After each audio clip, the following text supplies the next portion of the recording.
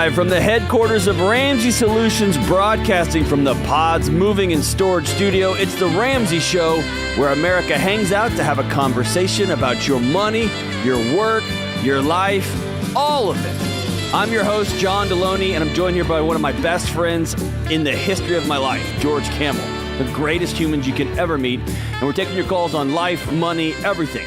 888-825-5225. It's 888-825-5225. Give us a shout. It's a rainy day here in Nashville, and we have a packed house, man. It's good to see everybody out there. Bringing the sunshine today, John. They are bringing the sunshine. What a great way to start the show, George. Thanks, best friend. You're welcome, bester friend. Let's go to Alex in New York. What's up, Alex? Hey, guys. Thank you so much for taking my call. You got it, man. What's happening? Hi. So I am currently in $24,000 of debt, and I just lost my job. Man. What were you doing?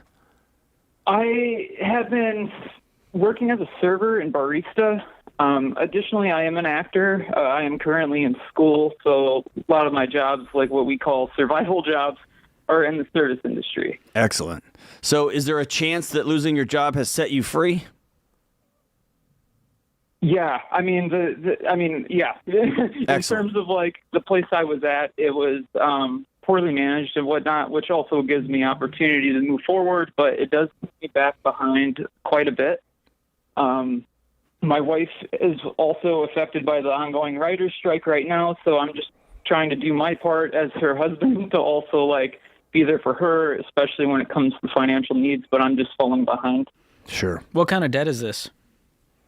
A lot of it is credit cards, and I've been listening to your guys' show for quite a while now to give me some inspiration because I've been putting myself in this position a couple times now in terms of credit card debt and consolidation loans, and now like I've had enough. Like I'm ready to tackle it. I am motivated to destroy it, and I'm ready to take on 3, 4, 5 jobs and gig work to start knocking it away.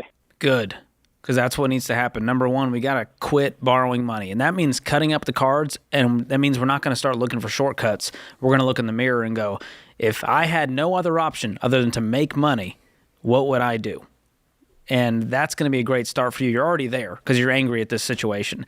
What we need to focus on right now is you guys are in storm mode. We got to cover the bills. Your wife has no income coming in right now, or does she still have something? She's about to start nannying for the time being until this whole thing's resolved. It's just hard to say when. The last one was 100 days. This one could be longer. Hopefully not. I think this one's going to be longer, Alex, personally. Let's pretend it's going to be a few months. Absolutely. And so what do you need to cover your food, utilities, housing, transportation? Have you figured out what those expenses are?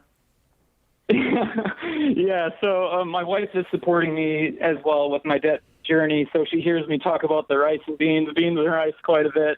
Well, hold on. You're saying she's supporting your journey. Is this not y'all's journey as a couple? We support each other, of course. A lot of this debt is just strictly mine from my bad habits that, again, I've had the realization that, like, I want to destroy those as well. I'll just spend. Well, I'm wondering if this process would speed up exponentially if you guys decided this is our debt. We're going to tackle this as a team. It's not Alex's debt, it's our debt, and I understand that it's his fault, but it's our responsibility now as a couple. Have you had that conversation with her? We have not. I guess just me being me. I've tried to keep her out of it, but that's actually something that I'd be willing to explore as well. Good. I think we've got to let go of the shame and guilt that you've got. Yeah, before the weekend is over, Alex, I want you to take her out to a breakfast that y'all probably can't. This is going to be the last meal out you have for a long time. Yeah. And it has to be something cheap. And I want you to look across a small bistro table there in New York and tell her, I'm sorry, and I'm inviting you into this process. And I've tried to be something that I'm not. And I've tried to duct tape and tie this thing together with baling wire to make it all work, and it's not. And this is me surrendering and saying, let's make this an us thing.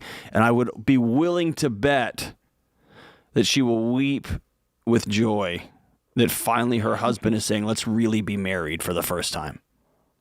I can feel that. Okay. Amazing. Here's what we're gonna do. We're gonna give you Financial Peace University. I'm gonna give it to you, but you have to promise that you and her will sit down on the couch and watch these lessons. Y'all aren't doing anything else. That was a low dig, but that was kind of funny. Y'all watch these videos together. Fair? Absolutely, yes. Also going to give you both Every Dollar app, the best app there is when it comes to finance stuff, so y'all can start tracking this stuff. And when you spend something, she's going to know because it's going to show up on her phone too, okay? Okay. But here's the big thing. Have you reached the point, and I've grown up with actors, they're some of my closest friends, have you gotten to the point where you're ready to put acting on the background and go get a real job? I say real job, but stop pretending after year 5 and 6 and 7 and 8 that one day this thing's going to happen. Because here's the deal. One day it might happen, but it probably won't. Yeah. It's both and, right? Yeah, absolutely. And for every John Krasinski story, like I was my last job, I was going home, and then I got the call to be on The Office. For every one of those is a whole bunch of people who really went all in and didn't work out. And that's great and it's awesome. They went for it. What are you going to do next? That's the question you have to answer.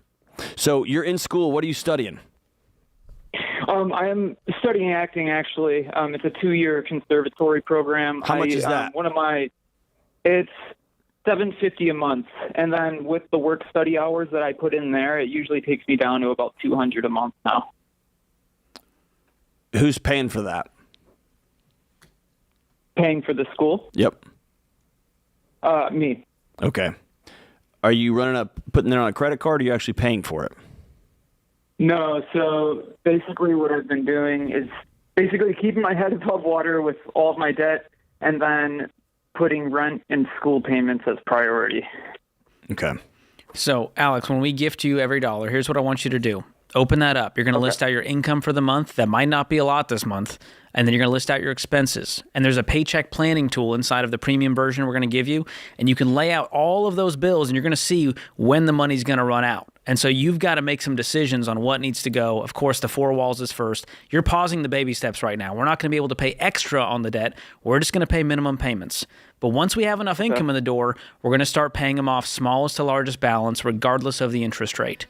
And once you get your income back up, your wife gets her income up, you're going to be able to knock out this $24K in debt, and it'll be in the rearview mirror. Yeah. But this is going to be a tough season, man. Like you mentioned, 4 or 5 jobs for both of you while we figure this thing out and get rid of this debt. By Sunday, I want you both to have more than one job. And everybody's leaving New York. I just saw the real estate number. Everybody's leaving. There's going to be plenty of jobs. Take the first couple of jobs you can get, and over the next few months, work your way up to a couple more dollars an hour here and there. But you got to work like crazy, work like crazy, work like crazy. This is The Ramsey Show. We'll be right back.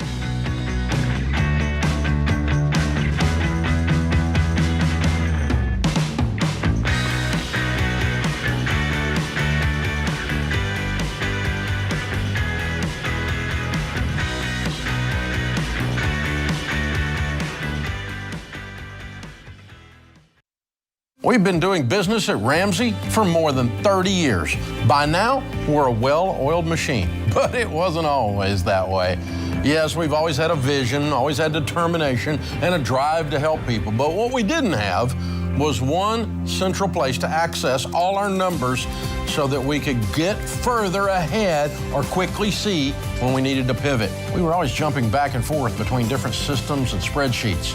So when Netsuite by Oracle helped us wrangle our revenue, inventory, expenses, and more into one place, it was a game changer.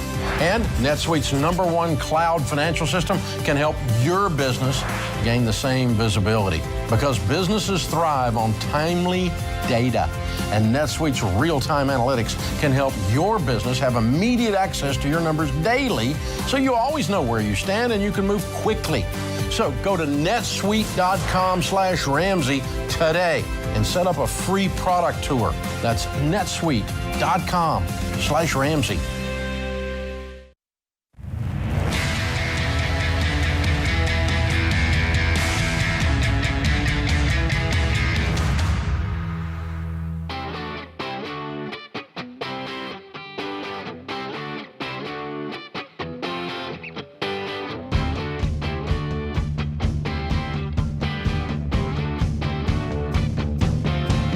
This is the Ramsey Show. I'm John Deloney with the greatest guy who's ever lived, George Camel, and we are taking your calls, 888-825-5225. We're live talking about money, mental health, relationships, work, whatever you got going on. And listen, you all loved the first edition of our Questions for Humans conversation starter card so much. George, I remember Dave in a meeting saying, we're not doing these. These are a small ball. No one, what are we doing? And he's like, I got in this thing to change lives, and you're here with a deck of cards? You're here with a deck of cards. And like the worst magician of all time. Now he's like, hey, man, you going to make some more? You going to make some more? Well, it's because people loved him. Yeah. The thing blew up. It's been wild listening to grandparents talk to their grandkids for the first time. Moms and dads talk to their middle schoolers for the first time. It's been couples talking to each other for the first time. Excellent. So listen, we ran them back. And we went back to the drawing board and came up with even more fun, sometimes ridiculous, sometimes really deep and insightful questions that make it easier for people to connect. The new editions are ready for the real world. We've got all new friends, parents, and kids and couples decks, so you won't be running out of things to talk about anytime soon. And what's better than some real-time questions with my friend, George Camel. All right, dude, George, I got a question for you. Okay. What's the worst physical pain that you've ever felt? Oh, man. You know I try to avoid pain like the plague. At all costs. But I'll tell you, Did you sneeze real hard one time? No, second grade, I cut my thumb opening a Kool-Aid six-pack, those jammers, with a razor blade, a box cutter, and I just sliced right down my thumb. And what hurt more than the slice was the stitches I got. I cried like a baby. It was so painful. And I still can't do a thumbs up to this day. I want to hug you a little bit. You've never said that before. I have. How about you? I feel like you've experienced a lot of pain in your life. I have. I trained in MMA for years. I got knocked out, kicked my shins, like all that. Literally punched in the face. Yeah. That's got to hurt. Can I tell you the worst pain I can remember, other than tooth pain? Like I've got a gummy candy issue, and so I've got a bunch of root canals. Tooth pain's real, dude. Yeah, those nerves. I've built some second homes for some dentists. This is embarrassing, but one time I was with a group of kids. I was a sponsor at a youth event, and they were out at the beach, and I just went sprinting and screaming like an idiot into the beach. I was waving my arms over my head, and somebody had put a railroad track, like a long piece of metal, and I ran in and I kicked it, and my third toe exploded. Ooh. And I remember I was in the ER. I was yelling so loud. It hurt, George. It hurt in a way that I couldn't understand. When you get knocked out, your whole body absorbs, like you're just out. Yeah. You break an arm or something. This was so isolated and so painful. And I remember being so embarrassed that my toe hurt so bad. But that's it, man. That's the one that's coming to mind. That's strong. It's embarrassing, but such it is. One of the other cards in these decks is interesting. What do you wish they made a vending machine for? Oh, man. I haven't even been to a vending machine since I can remember. Yeah, but you've got that cigarette vending machine. Oh, that's in your right, in bonus my room. house. Yeah, in your house. I think it would be cool. I think working here, especially with James as the producer, we don't get a lot of positive feedback very often. So I think a vending machine where I could put in a couple of dollars and just pull out like a happy message. Wow. I think that would be great. That's sad. It's kind of dark, but I know. Actually a good idea. I think that'd be good. I was going to go with like puppies. But that's also sad. That's real actually sad. More sad. Wow. I just thought it'd be fun to just see a bunch of cute puppies and just be able to get all the mental health professionals in America just went, yes. With guys like you, we're always going to have jobs. That's the kind of conversations this will spark. A lot of judgment amongst your friends, a lot of laughter, and a lot of memories and good times too. And so these are more than just great conversation starters. 'Cause let's be real. It's hard for people to have face-to-face conversations, to connect in a way that's not weird or forced. And these cards help take some of the pressure off and helps people do that. That's right. So all second edition Questions for Humans cards are on sale today. And George, we mentioned this yesterday. Nothing is better than being on commission and having Dave say, hey, we're going to offer all of your products at half price. But they're on sale for $10. They never have been at $10. Go to RamseySolutions.com/store. That's RamseySolutions.com/store. All right, let's go out to Nick in Denver, Colorado. What's up, Nick? How we doing, brother? I'm doing great, guys. Thanks for taking my call. You got it, man. What's happening? Here's what's going on, guys. I live in a house. It was built in 1913 originally, and it's proving to be a bit of a money pit. And what does that mean? My wife and I. Say again? What does that mean? just a few months ago, bathroom tiles were starting to fall off of our wall, and our fence is hanging on by a thread. I think if I sneeze too loud, it's going to fall down to the ground. Don't sneeze, man. We've got gutter problems where they leak in certain areas, and currently I have buckets over there. Just been hesitant to spend money, so things like that. And so that's it. We're just trying to figure out, should we stay here? Should we move? If we move and try to follow the guidelines, it's going to be tough in our area. We're currently on a 30-year, and dropping it down to a 15 could just prove difficult. And so we're just trying to figure out our next move. Should we rent? Do we stay here and try to cash flow some repairs? How much money do you guys have in the bank? We're in baby step 3, so we probably have 18 grand in the bank right now, and that's almost a fully funded emergency fund. Okay, and I'm sure it keeps getting drained because of these home repairs.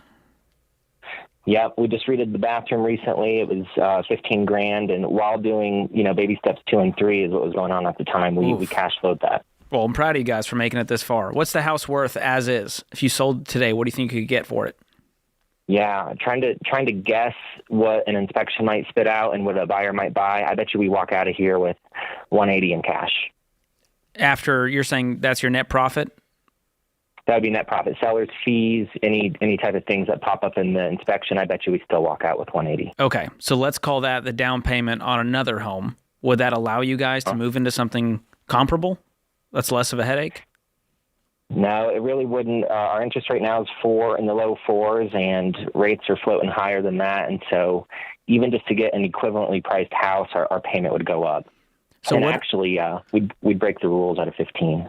So what if you could pause, start to do some of these repairs, get by for another year or two while you save up, and then move out when you have enough money to where you've got the repairs, you've got the equity, you can roll that over to the next one on a 15-year and have it make sense. And you can always refinance later to get your rates lower.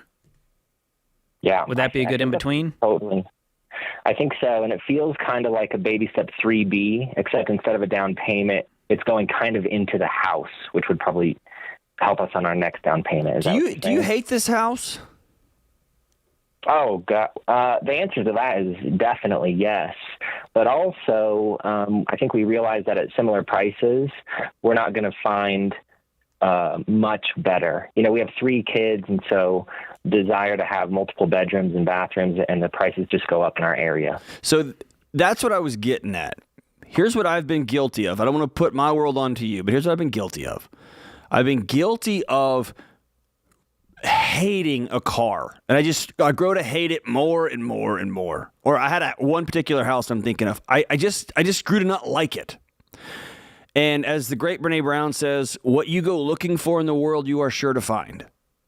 So I began to see every single thing that was wrong with it. And then I start casting out 5 years from now and 10 years from now, I'm going to have to replace this and fix this.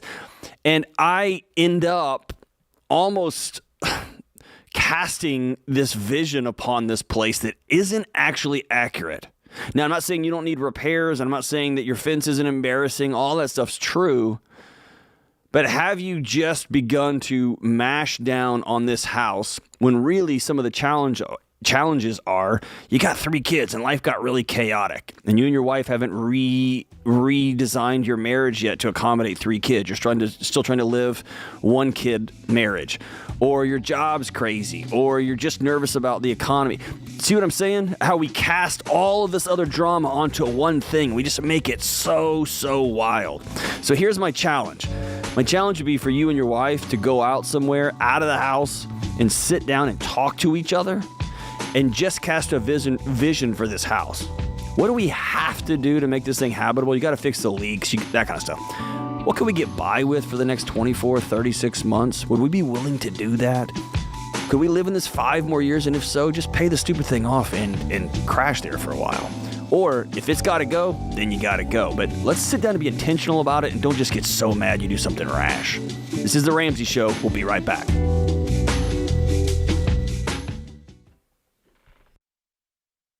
buying a home is one of the biggest decisions of your life. You need a partner like Churchill Mortgage. Churchill is one of the highest rated lenders in the country, and they're Ramsey trusted because they do what's right for you. Churchill works with you to build a mortgage the Ramsey way, one that doesn't bust your budget, sets you up for financial success, and helps you get out of debt faster. Go to churchillmortgage.com today and get started.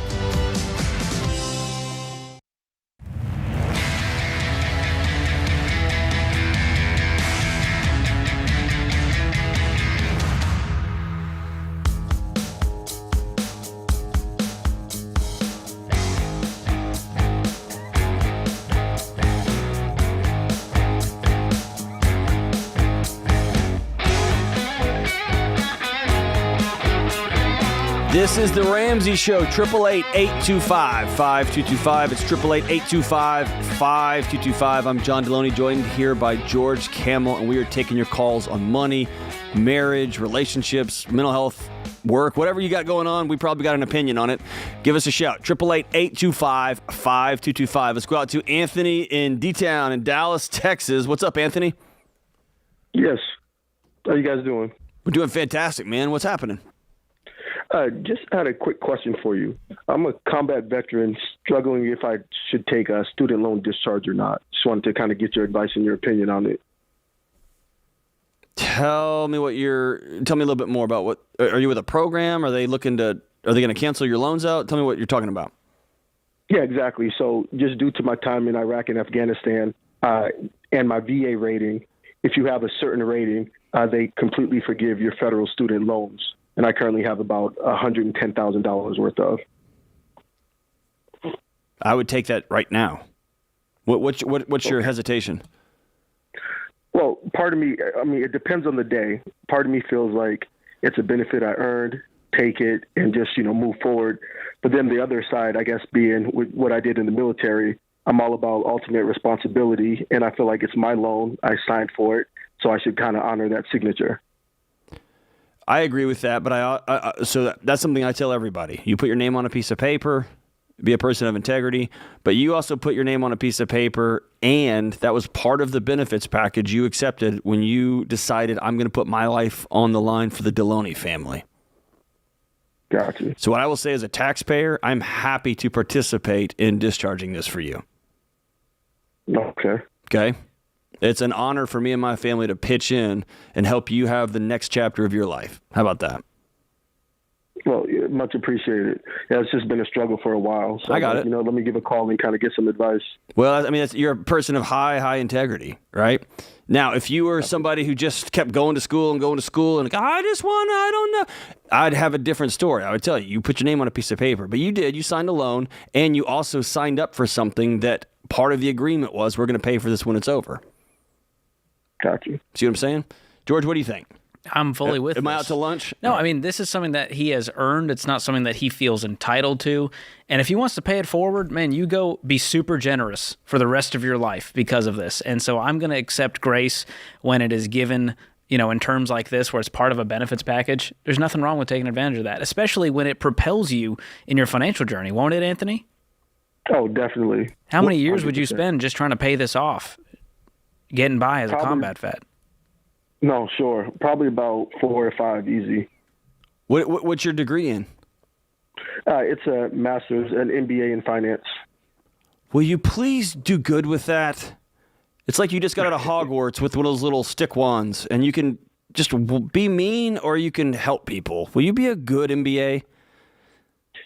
Actually, I'm kind of switching fields and going into the healthcare industry just to kind of help other people deal with some of the things I have to deal with. But I can use that to help them in other ways. Absolutely. Excellent. Yeah, man, I'm fully supportive of you, brother. I'm grateful for you, and like I said, the Deloney family's happy to pitch in. And George, I like what you said, man. Sometimes I don't call it survivor's guilt because that's not what it is, but there's a sense of I see all these people struggling around me, and I got this get out of jail free card. But it's not even that. I earned it, right? Yeah. I earned it. But I feel weird about taking it. And so I like if you still have that sense of, take the agreement that you shook hands on, right, and pay it forward, right? Go find somebody who's just enlisting, who's not going to have this rating, and say, I'll help you out a semester because that's somebody help me. I'm going to help you. Like, you can do whatever you want to, whatever your conscience and your finances allow. But I do like that. I like paying it forward that way. That's pretty cool, man. All right, let's run out to Jessica in Orlando. What's up, Jessica? How we doing? I'm good. How are you? Outstanding. We're up against the clock, so hop to it. What you got going on? So my husband and I are thinking about taking out a HELOC to extend our home. And I listened to you guys long enough to know that you're probably screaming no in your head right now. Internally, I was. Listen, Jessica. I literally stopped myself from interrupting you. I was trying to hear you out.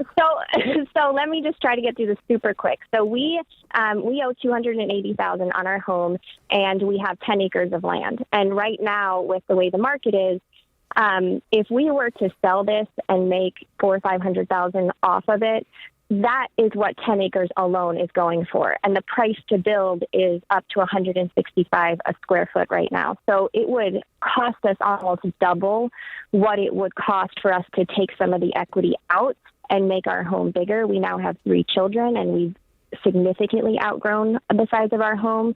So in the end, our mortgage payment, what we would owe, would be almost half of what it would look like if we did the reverse, where we sold it and tried to build on 10 acres somewhere. So you have backed yourself into a very tight either-or corner. Okay. Give me a third option. So a third option, I know another thing I thought about is if we were to go further, outside of where we currently live. The problem is my husband's in law enforcement, and he has to live within a certain mile radius from where he works because of his work car. That's just like 1B. Give me a third option. I'll give you one because I'm going through the exact same thing right now. I live on some acreage outside of town, and it was incredible, and we loved it. And then my wife is like, man, you know what I don't like? Taking an hour to get to the grocery store. And so now we're having that conversation. The third option might be, what if we rode this out for 24 months or 28 months, and we came up with a plan to pay for X of this thing up front, so we don't have to sell this place. Because what you're doing is you're trying to justify buying something that you can't afford. Right. Or you're trying to say, if we don't do this, and we have to sell everything and burn our dreams to the ground. And I just don't think either one of those things is the either or. Okay. How big is this house? It's just under 2,000 square feet. Okay. And there's 5 of you running around having fun? They do. So I hear you, and you're right, when I think about it, because we paid about $65,000 off in the last 2 years. My husband and I each took on extra jobs, and we've been very aggressive with that. So we're completely debt-free. We have our emergency fund set. Awesome. And so I know it's something we probably could fund in a few years. It's more, my son just turned 13, and now I feel like I'm running out of time, so I have to do this for him now. Your son is living, my son's 13. Our 2 boys are living outside of the matrix right now because they get to wake up and go outside and work outside and mow grass and listen to trees and see deer. They're having different lives than kids that are running up and down streets with screens and all that stuff. Right. So whatever you think you need to rescue him from, I want to put you at ease. You don't. If you want a different kind of life, that's all well and good, but you're not abandoning or destroying your kid's life. I'd love to see you buy your husband a shop, which is probably what this is all about. Get him a shop out back, or get yourself a shop out back for about $50,000 and be able to just smile all the way through it. Right. The other piece of this equation, Jessica, is HELOCs are going to put your home at risk. Right. There's a variable interest rate, and it doesn't create any cash flow. And so I would pause. If you really want to stay here, we're going to pause and cash flow as quickly as we can to do these renovations. If you can't wait, you need to sell the home and you need to find something in the area that you can all fit in comfortably. And it might mean compromises. But either way, the HELOC is not going to be the saving grace here. Can I say something hard? Yeah, absolutely. My dad's a police officer. I grew up in that home, and your husband's in law enforcement. You live in that home. My dad, your husband, they were one incident away from getting put on disability, from having to fight the city or the municipality or the county for disability check. Man, that's a high-risk job to put your house on the block for an add-on. I just wouldn't do it, especially in that kind of high-risk field that your husband and my dad are in. This is The Ramsey Show.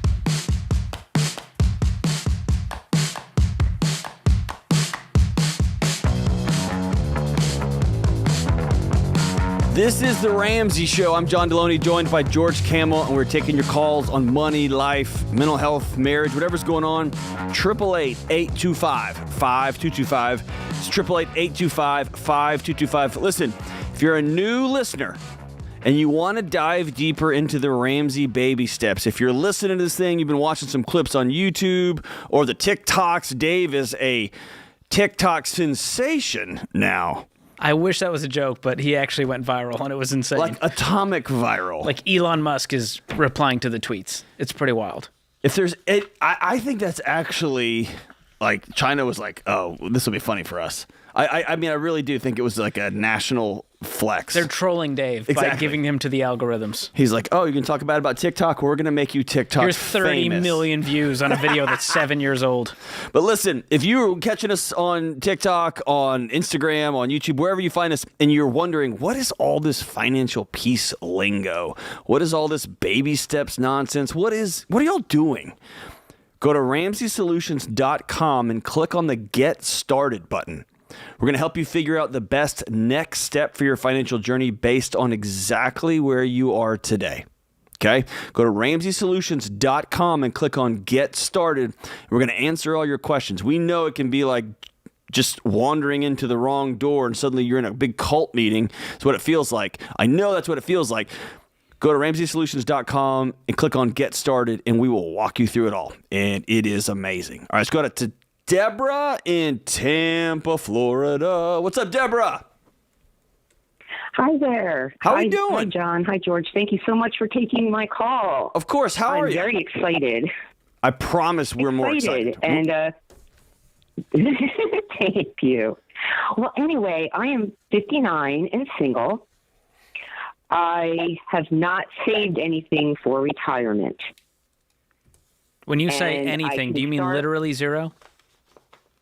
I have $1,800 in a deferred compensation, and I work for the state, so I'll have a pension of about $1,500 if I retire when I'm 67. Okay. And I wanted to start a Roth. I hear you talking about starting a Roth IRA, the way that we do it in the baby steps, except I paid off my house instead of starting the retirement. Okay. I got excited, started listening to you, and started paying off the house, and I did that. So I'm in no debt and paid off the house. Good. Question, the deferred compensation that I have at work, which is just pre-tax, I haven't found any of the investments that look like it matches what you guys suggest. So I didn't know if there was something else that I should open up besides one Roth IRA. What are your other options currently for retirement? Do you have any? I don't have anything else at work. Okay. So outside of that, do you have a health insurance plan? Yes, but slow. I'm not eligible for the HSA. Okay, not eligible for the HSA. So your other option would be a taxable brokerage account outside of retirement. If you don't have any tax advantage retirement options, no HSA, and you do have the Roth IRA you can contribute to, which you do have catch-up contributions because you're over 50, which will help. It's not going to change the game, but it might mean we work a little bit longer than we wanted to, and we throw a lot more than we are comfortable with towards investing. But you should have tons of margin because you don't have a mortgage payment. You have no debt. What's your income? Yes. So I actually have, I can do this, the $625 a month to throw, for the $7,500 to catch up on the Roth.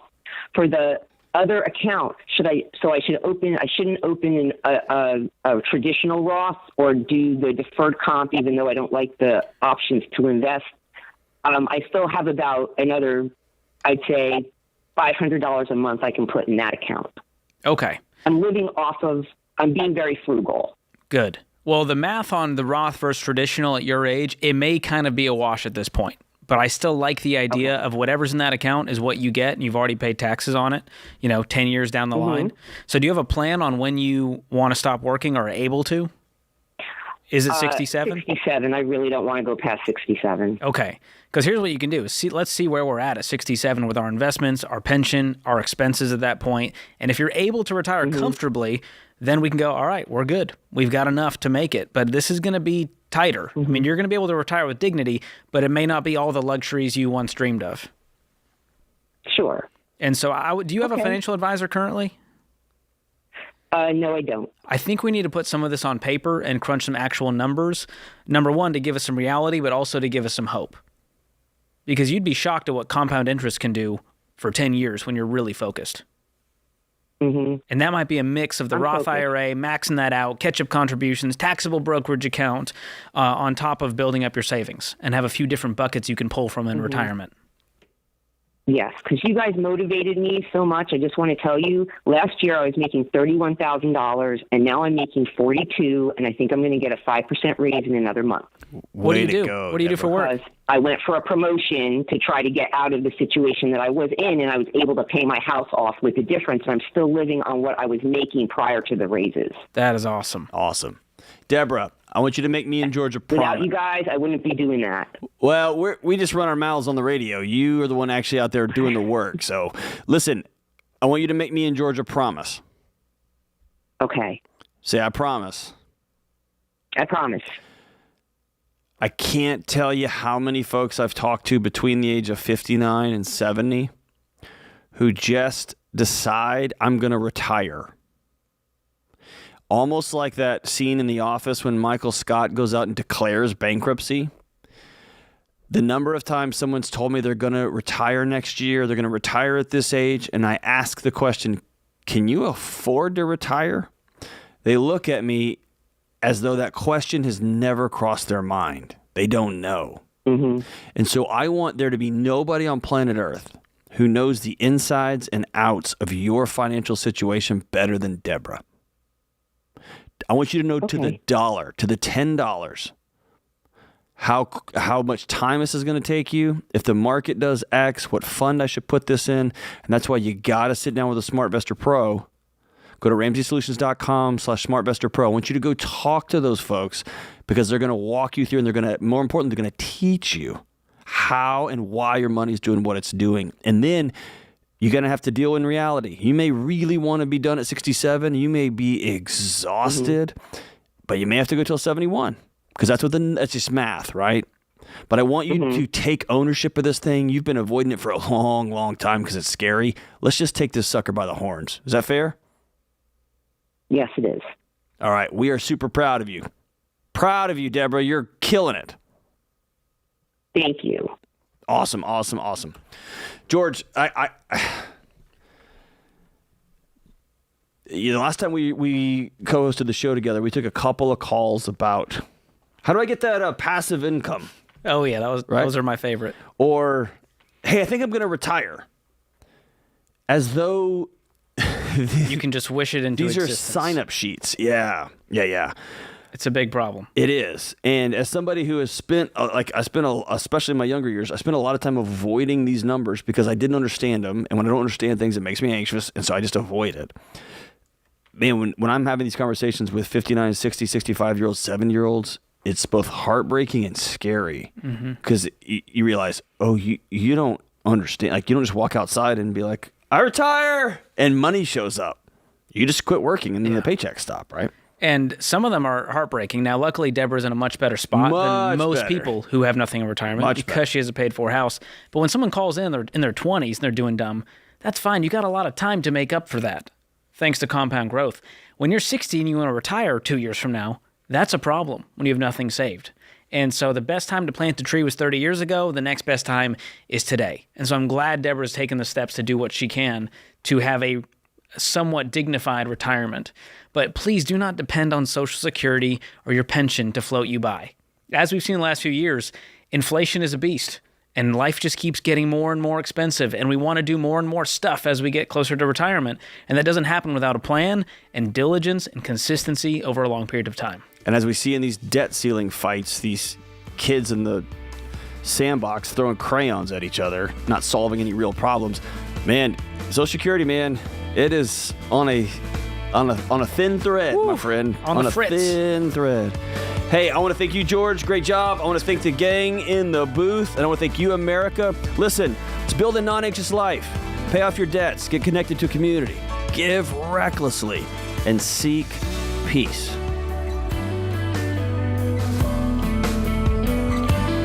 Hey, it's Dr. John Deloney. If you like what you heard in this episode and want to know more about getting started on the Ramsey baby steps, go to RamseySolutions.com and click on the Get Started button. We'll help you figure out the best next step for you based on your specific situation. That's RamseySolutions.com and click Get Started.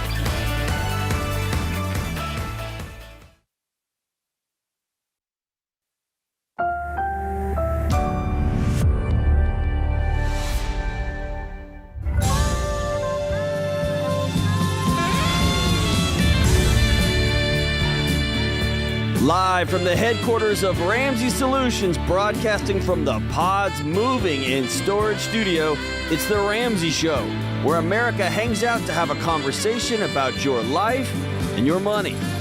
I'm John Deloney, joined here by George Campbell, and we are taking your calls on just about anything. Money, your retirement, your mental health, your marriage, parenting, whatever you got going on, the nonsense going on in schools, whatever is on your heart and mind, give us a shout. 888-825-5225. It's 888-825-5225. And George, we were just talking off air. I know this is going to date the show, but listen, it's Friday. You got 2 days till Mother's Day. 2 days. If you're listening to this live, I hope your heart just stopped. Get on the phone. Make it happen. And if you're listening to this while you're mowing the lawn on Saturday, you got less than 24 hours. Make it happen. Don't phone it in. Don't phone it in. Do something special. It's Mother's Day, for crying out loud. All right, let's go out to Catherine in Santa Fe, New Mexico, one of my favorite places in the world. What's up, Catherine? Hi, John and George. Thank you for taking my call. One question. My husband and I have been out of work since September last year, and it's getting a little tight right now. And so we called our creditors to be proactive and ask them can we be on a program paying less over a period of time. We've had 2 that will not work with us. What can we do? I'm so confused. You're telling me for 9 months there was 0 jobs that would hire you guys? In the single hottest job market in the history of the United States? I just don't buy it, Catherine. How? I really want to believe you. How? What happened? Hey, I called for advice, not to be given a value. Well, the advice is go to work, and you're telling me you can't work. I had a car accident 2 years ago. Okay. Yeah, I had a car accident 2 years ago. I'm not able to, and that's as far as I'll go there. Okay. And my husband's in the tech industry, and there's millions of people that have been laid off in all of those industries. He's looking for work outside of his industry, but I'm just asking you, what would be possible? Are there any rules or laws or considerations for a company that you owe money to, credit card, so on, that will not allow you to make arrangements? No, they make arrangements when they think they're not going to get paid, and they start to grasp what they've got. What they'll take what they can get, but they'll also sue you because. Well, we have every intention to pay. We've been paying right along, but of course. You know. But they're going to be thinking. So here's the deal. They're going to be thinking the exact same thing that George and I just thought. And so I know there's going to be extenuating circumstances. There's going to be, hey, what about this? What about this? But their first question is going to be our first question, which is, hey, George and I both have families. If we get laid off in our sector and there's no job, I'm going to start mowing lawns, and I'm going to start driving for Uber, and I'm going to start driving for Amazon. I know you can't do that because you've got some outside of the bell curve challenges. But what I'm saying is, man, they're just going to say, hey, you signed up to borrow money from us and you said you'd pay us back in these time and we're waiting for you to pay us back. So I don't know of any legal requirements for any creditors to work with you outside of like these special mandates like the government made during COVID. Like they can't evict you or they can't do X, Y, and Z. I don't know of anything like that. I mean, there's some things they can't do legally, like call you outside of certain hours, harass you, things like that. But they're legally allowed to collect the money, and they can sue you for that money. And so you can tell them, I'd be proactive with them and say, listen, we have no income right now. We'd love to pay you something. We can't do that right now. How bad is the debt situation? Well, we owe about $60,000 in debt, and or with various companies, including, your car payment and so on. And we're not one to just buy. We only have one car at this point after the accident. We did not replace my car. And did they write you a check? They paid off the loan. It did not cover our down that we paid on the car. Okay. But it did cover the loan. So that was good. And we're renting, and we started something on the side here, trying to be proactive, but my husband, had a really great job in his sector, and I think age is part of it. He's 65 and plays a role. And there's all these, he interviews really well. He gets right to the top, and we think the bean counter says, there's a lot of people out there to choose from. So we are being proactive, and we have put things in place to create something on our own. I was just wondering if if there's something you could say to a creditor, hey, and we keep saying we fully intend to pay, we just would like to pay a little less for, like 4 or 5 months or something. That's what we're asking. Yeah, if you've called them and made that call and asked them to work, because, what you're doing is you're appealing to grace. Will you please help us out? And yes. They've said, no, we won't help you out. And every one of them is going to say, well, just don't pay the others, you pay us. And then the next one's going to say, well, I don't care about your car payment and your whatever payment. You pay me because I loaned you money. And yeah, it's just going to go around. It's going to go around and around like that. How short are you? Do y'all have any income coming in whatsoever? Social Security. Okay. How much is that a month? So we're a couple $1,000s short a month. How much is our Social Security every month? So how are you covering the difference? $4,500. Okay, and your expenses are more than that? Our house, which is a rental, is $2,500 a month. Oof. Wow. Is there anywhere cheaper you can move? In the area. Like away, like not in the Santa Fe area? Well, let me rephrase that. You can't afford to live in Santa Fe. Yeah, it's so expensive. It is eating up too much of the little income you guys have right now. And it's going to be super hard to pay off debt when, 60, 70% of your income is going towards housing. Here's my big fear, Catherine, is that they're going to come take your one car away. They're going to repo it. And well, we're not late on anything yet. Do you have other debts outside of the collections? We're not in trouble yet. We're just trying to make arrangements, and we know, because at this point we were really hoping with all these interviews that we got so far with each one that we would have a job at any time, and that's been since September. So it's become evident we have to do something now. Can he go drive for Uber Eats, DoorDash, deliver for Amazon, do anything? He's applied actually for all those types of places. He's applied as a customer service person at a Best Buy, and et cetera, et cetera. But the fact that for 9 months no one has hired him, I just can't believe that in this job market, even for the side gig economy. Well, there's so many people that are out of work. We thought it wouldn't be an issue, and so when my husband said, well, I'm going to go outside of my industry. I'm going to have to go outside of my industry. And he's been applying steady for multiple jobs a day, anything that comes up. And he's gotten interviews. I mean, he even applied for a manager at Dillard's. Anything at all that he could do that would just sustain us for this period of time. Well, it sounds like he's noble. He's going down swinging. I think, as George said, the harder conversation is, because it may be that in Santa Fe, the work is really tight right now, but it's bananas in other markets. It may be time to have a really hard conversation about we can't afford to live here right now, and there is no work.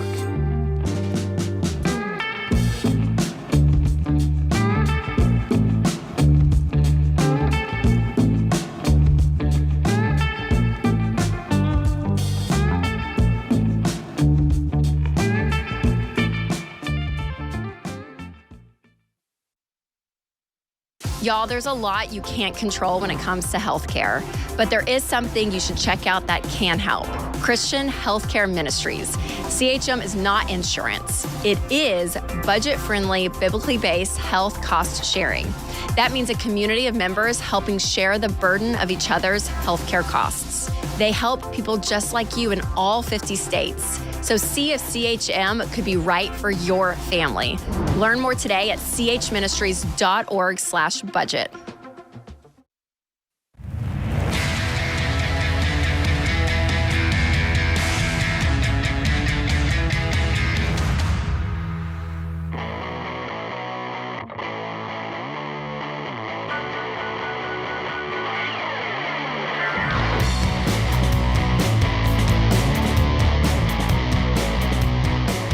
What is up? This is the Ramsey Show, 888-825-5225. I'm John Deloney, joined by George Camel. We're taking your calls on life and money, relationships, mental health, whatever you got going on.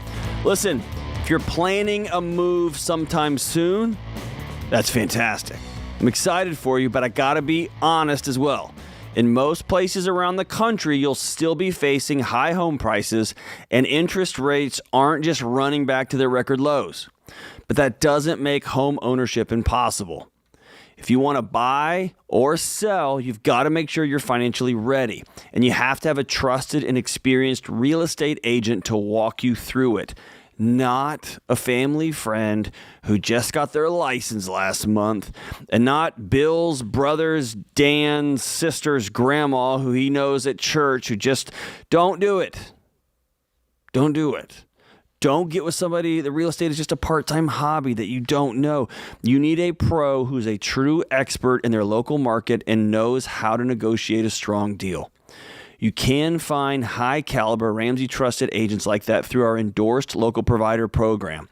And since we vet agents from around the country, you'll have the best support whether you're moving from Florida to Alaska or buying your first home somewhere in between. Go to RamseySolutions.com/agent to find a Ramsey trusted real estate agent today.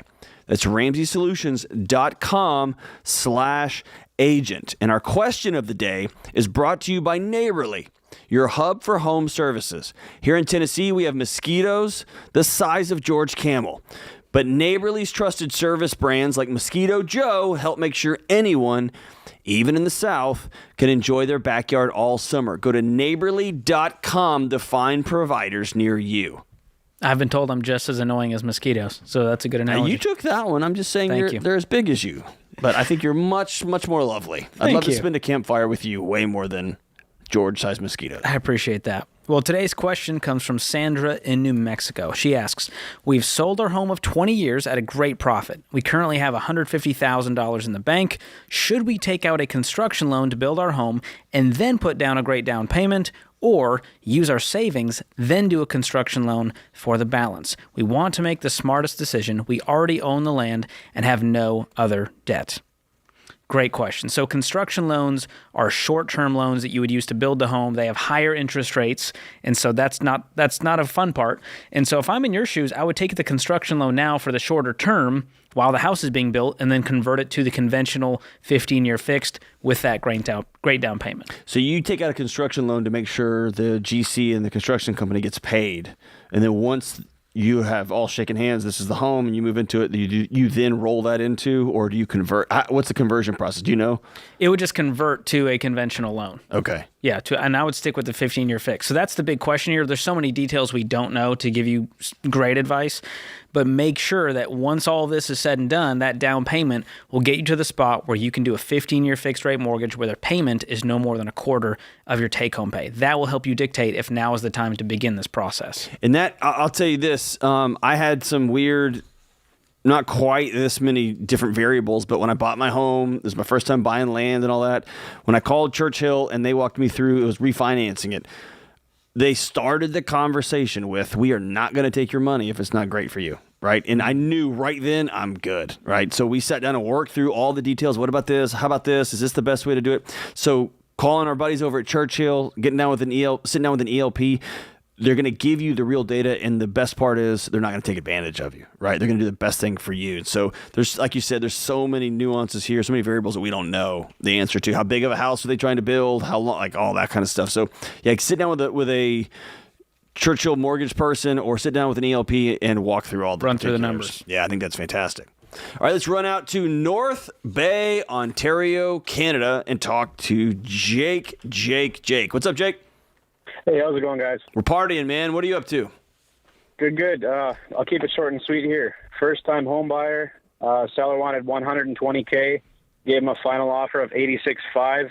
He took it. I'm looking to put $40K into my starter home. Wondering if it's a good idea. Whoa. They have homes that cheap in Canada?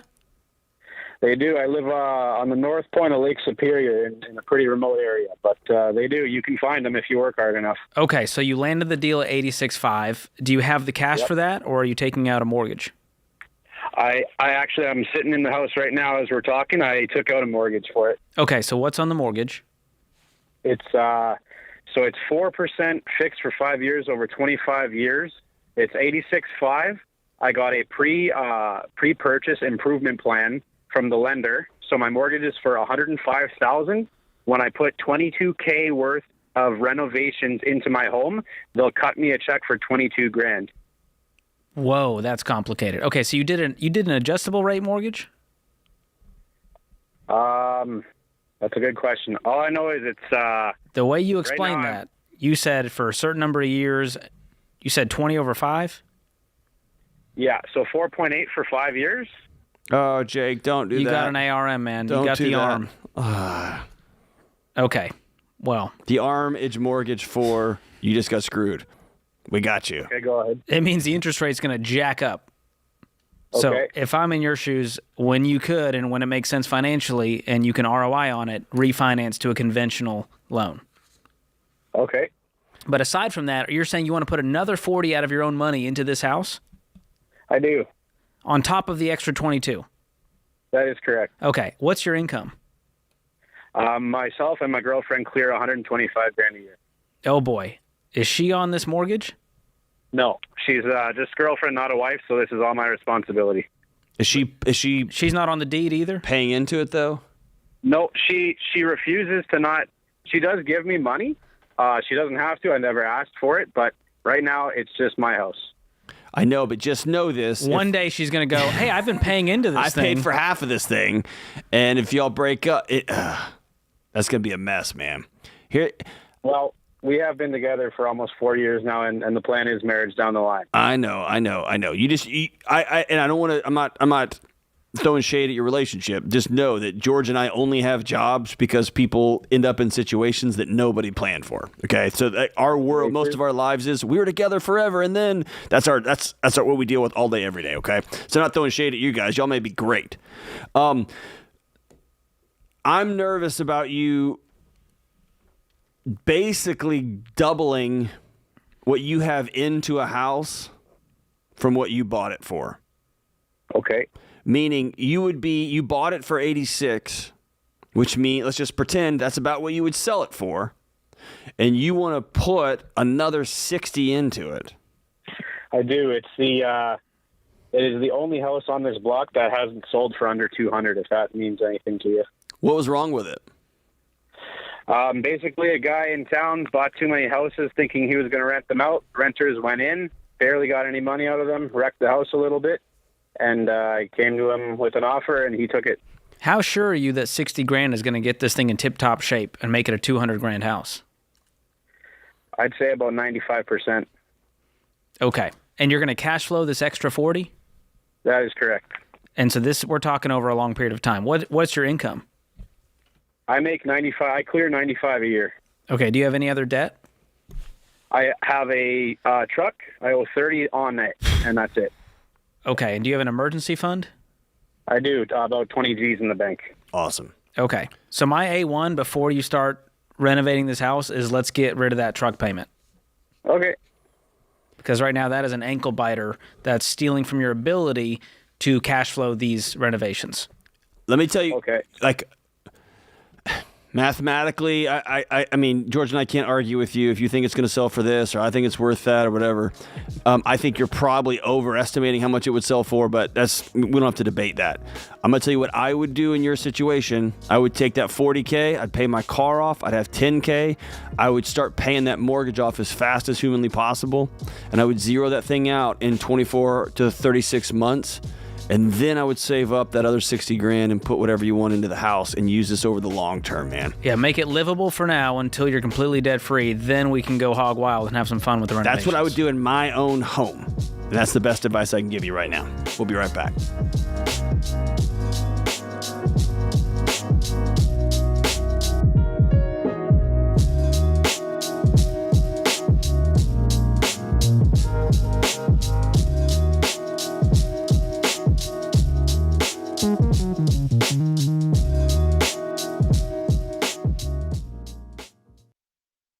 If you're like most people, your home is your most valuable asset.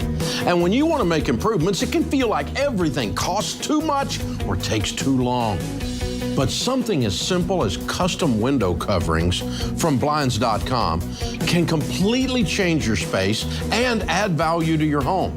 We've recommended Blinds.com for over a decade, so you know you can trust them. From blinds, drapes, and shutters to motorized shades, they make it easy and affordable to upgrade your entire home, and their team is ready to help with everything from design consultation to measuring and installation.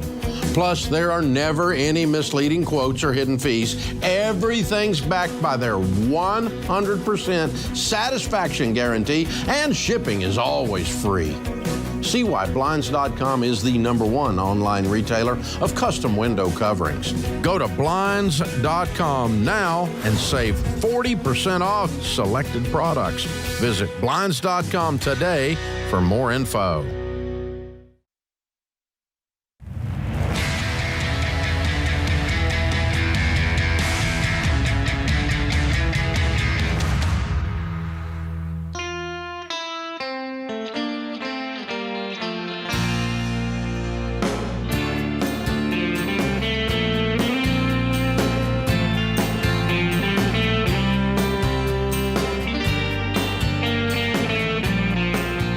Triple-8 825-5225. This is the Ramsey Show. Let's go out to Dallas, Texas, and talk to Nathan. What's up, brother Nathan? How we doing? Good. How are y'all? Outstanding, man. What's up?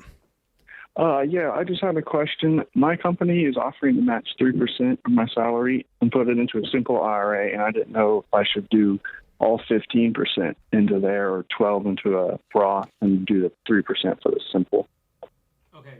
So the simple is a traditional. It's not Roth? Yes. Okay. So in that case, I would take the 3% match and then move to the Roth IRA and then fully fund that. And if you still don't hit 15%, you can go back to the simple IRA. Okay. So I'll give you the investing strategy that's easy to remember. Match beats Roth beats traditional. So match always comes first because it's a 100% return. Then Roth because we want to see that money grow tax-free because we already paid taxes on it. Then traditional would be the third option once you run out of Roth options. Okay, so just go ahead and put all 15% of my salary into the simple. Well, you said the simple's not Roth. Yes. Correct? Yes. It's not. It's not Roth. Okay, no. So just do up to the match and then open a Roth IRA if you're eligible for that. And okay, awesome. Max That's that out. Exactly what I was asking. Okay. Yeah. All right. Way to go, man. Yeah, thank you. Absolutely. You got it, man. Let's go out to Washington, D.C. and talk to John. What's up, John? How we doing, man? How's it going, man? Pretty good. Excellent. What's up? I had a question. So I'm 19. What would you do if you had $100K and you wanted to invest that and turn that into $1 million? By when? 25. You want to make $900,000 in 6 years on an investment? Well, I'm just a question. I'm not angry. I'm just truly wondering. So what's the actual goal there of like, I want to have $1 million by 26? So right now, I work for a company where I sell roofs through insurance companies, and I make pretty decently. I was wondering how can I start at my own type of situation, or that I can invest in other things and gain passive income from those with assets. Oh, okay. You've been on the TikTok, haven't you? Not really. I try to avoid social media. Good for you, man. Good for you. So, I heard the word passive income and assets, and I went, oh, okay, here we go. This guy's been listening to somebody. So this idea of passive income is actually a myth. It's so much harder than it looks, and almost nobody can actually achieve it. And so do you actually have $100,000? I have about $30K right now. Okay. And is that all the money to your name? Liquid, yeah. Do you have any debt? No. You are crushing it, my man. 19 years old with 30 grand, no debt. This is a great starting point. So I'm going to call, how much of that would you call a 6-month emergency fund? All of it. All of it's in the last 6 months. But I mean, the 30K, would you say 20K is a fully funded emergency fund for you? What do you mean fully funded emergency fund? 3 to 6 months of expenses. If you added what 1 month of expenses are times 6. That would probably be like 2-3K. I don't really spend much. Okay. So let's call it 20K is your fully funded emergency fund. You've got 10K to play around with. And then do you have any investing options through your employer currently? No. No, I don't. Okay. So you're on your own for investing. Yeah. So the first place I would go is open a Roth IRA, and I would fully fund that. That's going to be about $6,500. Okay. So you could do that, and the end goal is start investing 15% of your income, because we still have other things we've got to do with our life. We got to go on vacation. We got to upgrade the car. You want to be a homeowner one day? Yeah, of course. No, I'm looking at that next year. So then we got to save up a down payment. So we can't do everything all at once. And so I love 15% as a starting point, because it allows us to focus on other goals, like saving up that down payment. So I love the goal of I want to be a millionaire one day. But the idea that I'm going to turn 100,000 into $1 million 6 years from now, that tells me you're more likely to lose it than you are to gain anything. Yeah. Because most of the strategies involved to turn money that quickly involve a lot of risk that I'm not comfortable with. Or drugs. Yeah, you could go to Vegas today and just put it on black and hope for the best. Right. Hey, True. So we did the largest study of millionaires ever done in North America. And the result of that is Dave Ramsey's best-selling book, Baby Steps Millionaires. Hang on the line here. I'm going to send you a free copy of the book, and I want you to work through it. And also, I'm going to send you his best-selling book that sold millions and millions of copies called The Total Money Makeover. And I want you to read them back to back. And here's the thing. What you're going to find in these books is they're very, very simple. And they are also not gimmicky. And you're going to go, are you kidding me? This sounds like I'm talking to my great-grandma. And you are. Because nothing in this book is not common sense. And what George and I have a ringside seat every day of our life is people who try to outsmart math, and they try to outsmart common sense, and they end up broke and broke and broke. Or they got 4 rental properties that they have on adjustable rate mortgages, and they're like, I'm cash flowing, baby. And they are one frog's hair from losing everything. Okay? So here's our goal. Yeah. I want you to be a multi-millionaire, because I want you to have a great business and be a great leader and be obnoxiously generous in your local community. That's the guy that I want to see before me. I need a good roofer in my community like you. But I want you to get there smart, and I want you to get there slow, and I want you to build wisdom and strength along the way. So hang on the line here, and we'll get you squared up, brother. We'll get you taken care of. Let's go out to Joanna in Atlanta. What's up, Joanna? How we doing? Hi, how are you guys doing, John and George? Awesome. Hey, we are up against the clock, so hop right into your question. Okay, so I am relocating for a job, and I decided to sell my house, but talking to people, they are urging me that I should rent. My question is, am I crazy for wanting to sell my house to get my debt paid off? Where are you moving? Faster. I'm moving to Dallas, Texas. And what are they telling you to do? These people. Oh, like people around me, they're saying that I should rent out my house. So they want you to have 2 mortgages? Well, I'll be renting when I go to Texas. Okay. How much debt do you have? Yeah. Mm-hmm. So altogether with my house? Just consumer debt outside of the mortgage.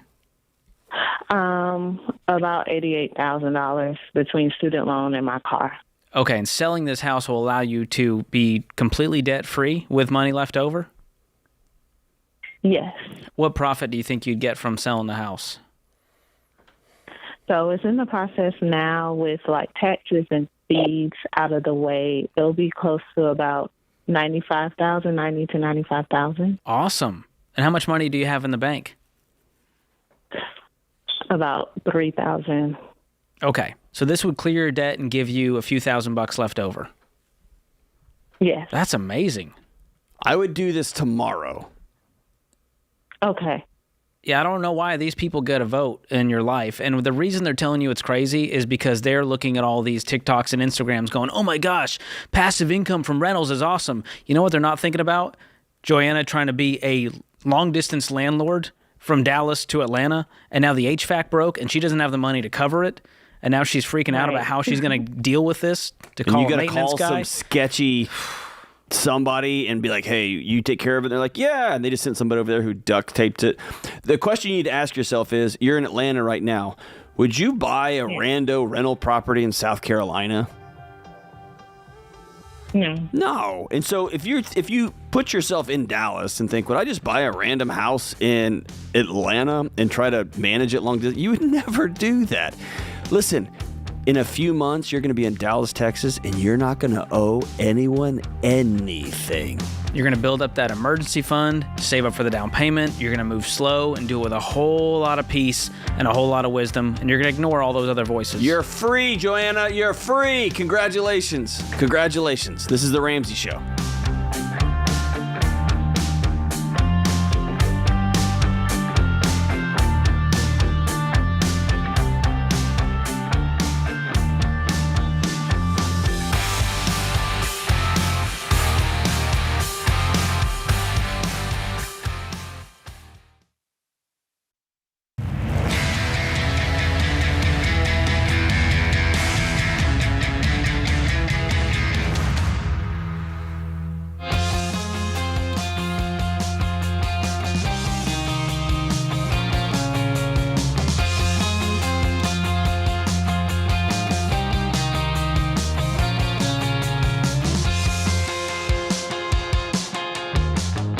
What's going on? This is The Ramsey Show, 888-825-5225.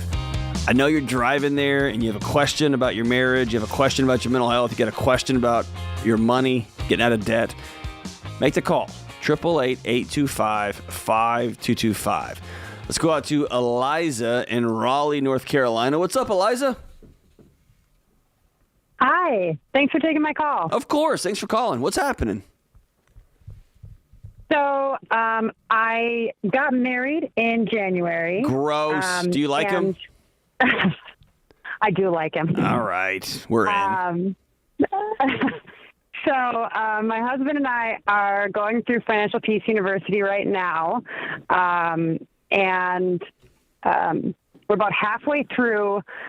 He's not sold on the $1,000 emergency fund. He thinks we need a $3,000 emergency fund, and I don't see that big of a difference between the two. And so I'm like, is this something that I should fight him on? Is my question. How much money do you guys have right now? Well, we have lots of money from our wedding, so we just put a bunch of it towards our my student loans. But in the bank, we had the $3,000 emergency fund plus maybe $2,000 for expenses right now. Okay, so you have about $5,000 to your name. How much debt do you have? Well, we did just pay off a bunch, so now it's about $190,000. Most of it is student loans. What's the other types? And then it's his truck loan, which he's working on selling his truck right now. Cool. So that'll clear some debt. Eliza, you married well. Good job. What's the household income? Thank you.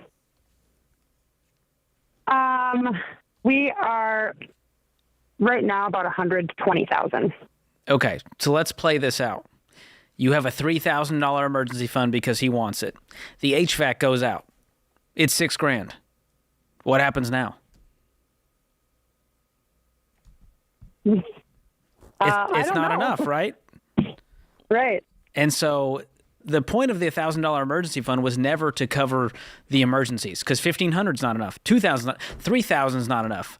We know that. The point of it is to light a fire under you to get out of debt faster, because you are not safe with $190,000 worth of debt, whether you have $1,000 in the bank or $3,000 or $10,000. There is no safety until we get to debt freedom. When somebody says, hey, it freaks me out to only have $1,000, we say, good. Or I won't be able to sleep if all I have is $1,000 in the bank. Good. Because you are running for your life. Because one sideways thing and you're going to lose everything. That's the point. That's what gazelle intensity is. There's a lion chasing you trying to kill you. That's debt. So the sentiment, we totally get it. And Eliza, I'm with your husband. I mean that the thought of only having $1,000, that feels insane to me. I totally get it. Totally get it. He's not crazy. It's just like George said, it's to light a fire. It'll make you do things like sell a truck, even though you love that truck so much, right? He does love that truck. So what caused him to go sell the truck? Well, we talked about it a few times, and then eventually it was his idea. So that's the way you have to work it, I guess. So that's what we need to get to. Like a great wife. Let's get the $1,000 emergency fund to be his idea. And then he'll be like, oh my gosh, I talked to him a few times and suddenly it was his idea. Well done, Eliza. That's outstanding. Yeah, you guys said you're going through Financial Peace University? Yeah, we're about halfway through right now. Nice. And it's not quite clicking with him yet. He's hung up on the $1,000. Yeah, I mean, I haven't really brought it up more than a couple times. I kind of have let it go, but I think that's a good point that you made. That is it supposed to be scary? It is. How soon? If y'all mapped out, like if you really just get BA NAS about this, how long is it going to take you to pay it off? Yeah, I think we're calculated at 3 or 4 years right now, but I am hopefully very soon getting a big increase. I'm leaving a residency and starting a real job as a veterinarian. So awesome. I was going to say, what? Yeah, you ran up some bills, so this is going to be the real deal, Holyfield. You're going to make some good money, huh? Right. Yes. Excellent. So think about this. This is what we say. If you have an emergency that's over $1,000, here's what you do. You pause the baby steps, you continue making minimum payments, and you cash flow the expense. Making $120,000, could you cash flow a $2,000 emergency in a given month? Absolutely. Yeah. And that lets me sleep at night. I go, oh, okay. I guess we're fine after all. Now, if there was a $40,000 emergency, we wouldn't be able to cover that anyways. So make sure you have good insurance in place across the board, homeowners, auto, health, all those things to avoid the big ones. But for the ankle biters, realistically, when people follow our plan, they go, oh yeah, it was those little $200 emergencies that were getting us. So Eliza, are you going to open up a shingle or are you going to go work with a group? So I'll be working for a company. I'm a poultry veterinarian, actually. Oh, I literally had an issue with. John's been looking for one. Yes, I had an issue with one of my chickens. I didn't know y'all exist. Poultry vets? Yes, that's incredible. Yeah, so I want to be a commercial poultry vet. So basically, I'd be the one making sure that the chicken or the turkey that you're eating is has a good life and then is safe for you to eat. God bless Eliza. You just restored my faith in humanity, and it was growing very thin. Way to go, Eliza. So, hey, here's the thing, though. Will you make me a promise? Yes. You're going to get this salary, and it's going to double, if not more. And your colleagues who have similar jobs are going to be driving way nicer cars than you. And they are going to say, what are you doing? If you can hold the line and continue to run through the baby steps, continue to get out of debt, when you get this increase, the return on those few years that you were just had to hang your head and your colleagues were like, what are you doing? And your clients were like, that looks like an 04 Camry. And you're like, that's what I'm talking about, right? If you can hold the line there, you are setting you and your husband up for a completely transformed family tree. But I want you to know it's gonna be hard. You're gonna be driving and it's gonna be hot, and you're gonna be going to some turkey farm, and you're gonna be in a bad mood, and your air conditioner's gonna break, and you're just gonna be like, I make too much money to be. Hang in there. Do you promise? I promise. We did it. That's a win, John. That's a huge, huge win. So this is interesting. You guys did this awesome labor crisis event, and one of the speakers on there was Michael Easter of the Comfort Crisis. And I just keep thinking, with a $1,000 emergency fund, everyone wants to be comfortable. Like, I'd just be more comfortable if I had $3,000. Yet I'm okay having $100,000 in debt with $1,500 in payments coming out my ears. But John, we're so scared of being uncomfortable when it comes to doing the hard things and the right things. Uncomfortable doing the right thing, right? And I think it all started from a good place. We all learned, we got more technology, and we were able to be a little more comfortable. And I love leather seats in cars, and I really love air conditioning. But all of a sudden, when we begin to solve for comfort, anything uncomfortable became bad and something we had to fix, not something that was good that we had to head into, right? Because it makes us stronger on the back end. It solves generational issues if we do a couple of years of discomfort, right?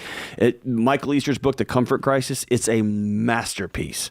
Everybody should have it in their library. I read it, and I gave it to my 12-year-old son the next day, and I was like, this is your next book. He's like, oh, come on, Dad. I'm reading. Nope, you will read this book. Actually, he was 11. I need to read it. It's been on the list. Because here's the thing. I've got the copy of you can borrow mine. My wife and I did a getaway. We had heated tile floors in the bathroom of this getaway, John, and I went back home and stepped on my cold tile floor, and I was like, oh, it's so uncomfortable. And I went, oh my gosh, I'm the worst person. I'm going to give you that book before the day is over, George, before the day is over.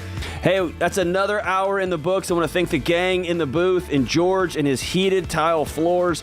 Listen, America, build a non-anxious life. Pay off your debts, get connected, give recklessly, and seek peace.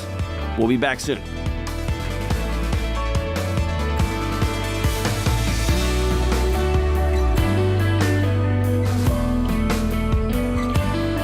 Do you love a good Dave Rant? Want to see the latest Ramsey Show videos going viral? Check out your favorite moments from The Ramsey Show on YouTube. Go watch and subscribe to The Ramsey Show channel on YouTube.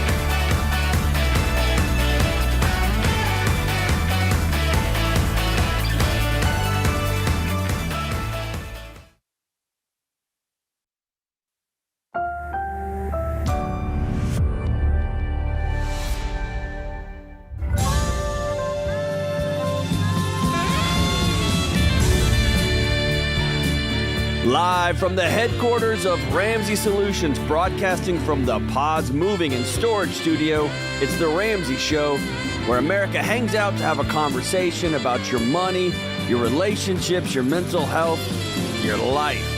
I'm John Deloney, joined here by George Camel, and we're taking your calls on everything. Whatever you got going on in your life and you need some help, you need to know what to do, the next right thing, we got you. 888-825-5225. That's 888-825-5225. And I know there are people driving their car right now and something just popped into your head. Something going on with your mental health, something going on with your kids at school, something going on with your spouse, something going on with your money. Give us a call. 888-825-5225. We'll change your name. We'll change the state you're calling from. We'll protect your identity best we can. But give us a shout. Because I promise you, whatever you're experiencing, whatever questions you have, other people, millions of other people are experiencing that same thing. So your bravery can help other people. 888-825-5225. Let's go out to Shauna in Vancouver. What is up, Shauna? How we doing? Hi, John. Hi, George. I'm so nervous. Hey, we are super nervous too. Especially George, because I'm uncomfortable to co-host with. I'm so scared. Exactly. You're safe here. You're good. You're safe here. What's up, Shauna? Okay, so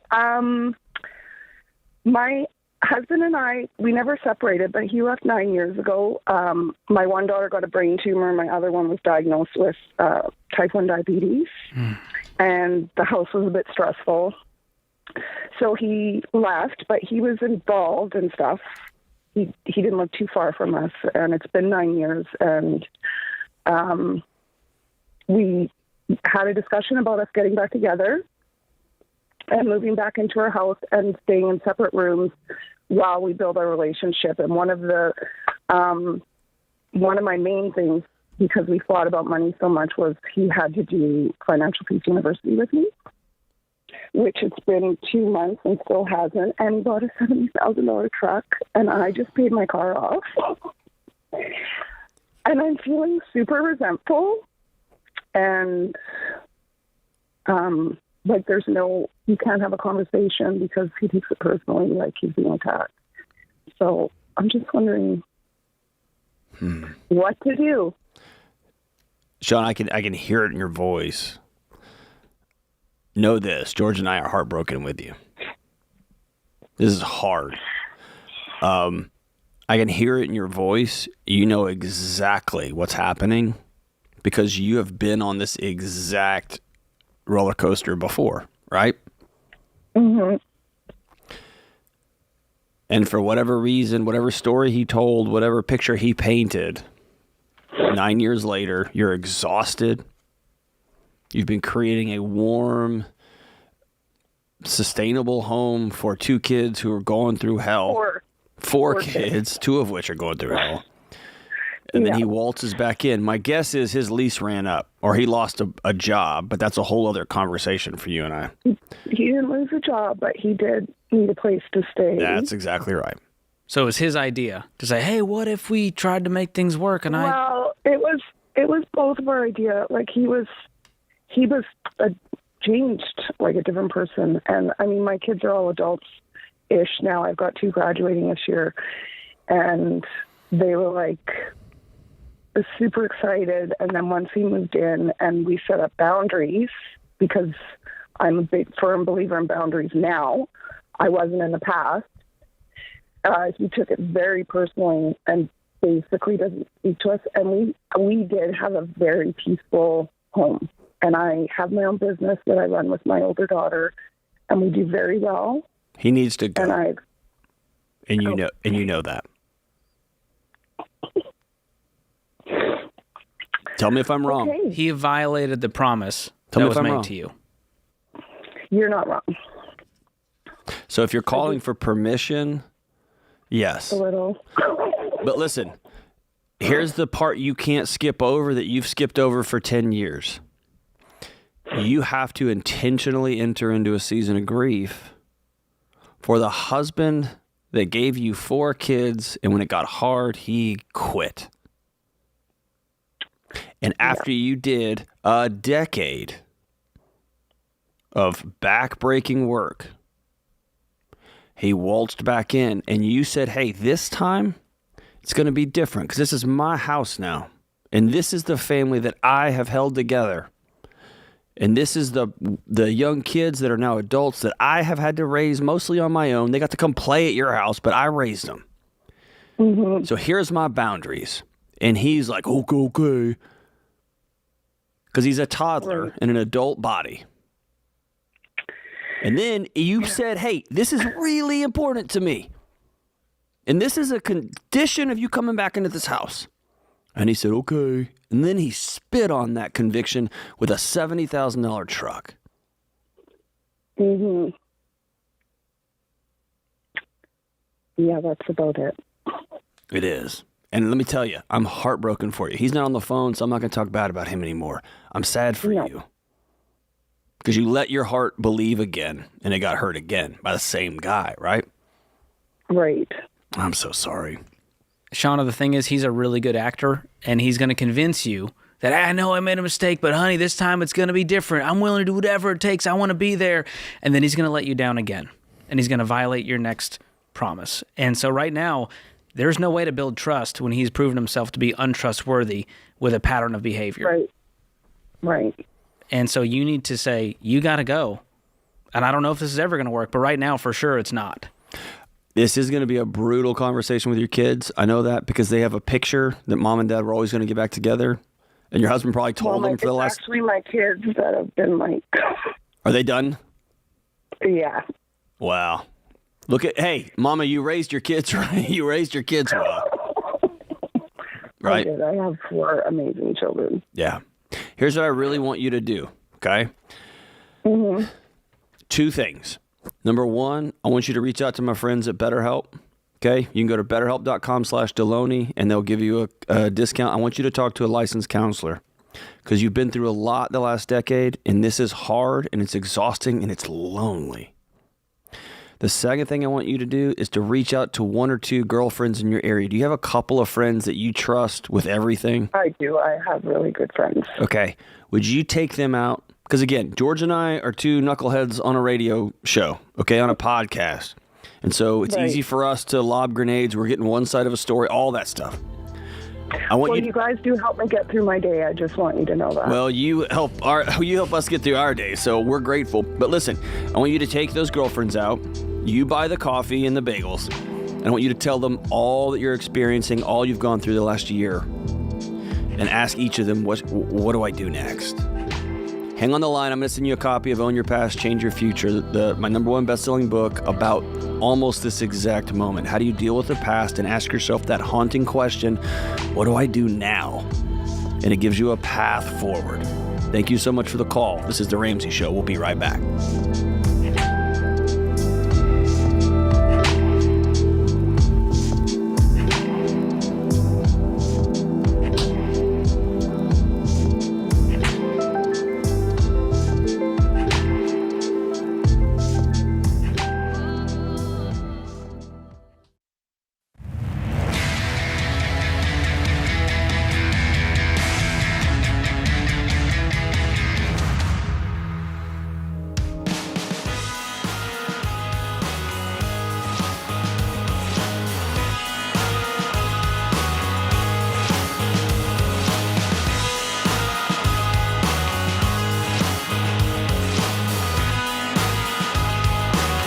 What up? This is John and George Campbell. This is The Ramsey Show, 888-825-5225. We're taking your calls on money, your mental health, life, whatever you got going on. Give us a shout, 888-825-5225. Let's run out to Chicago and talk to Joshua. What's up, Joshua?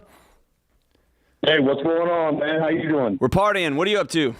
No, not a whole lot. I feel for Shauna, the last caller, man. I feel for her. It hurts, doesn't it? Especially, yes, it does. You're a man of integrity, and it's hard to hear somebody get treated like that, isn't it? Damn right. Yeah. I just want to say thanks to all you guys at this show. Long time listened. You guys do for everything you do for everyone around this country. I appreciate you. I'm grateful, my brother. I'm grateful. How can we help you, man? Okay, I got a little bit of pickle, man. I got. All right, my wife and me have been married for 17 years. We've got 4 kids. We bought a home 9 years ago in Granger, Indiana. Right. Well, the septic should never have been passed, okay, on the inspection. Yeah. All right, my brother-in-law is a septic guru. That's what he does. He works for Safe Septic. I'm going to throw a plug out there.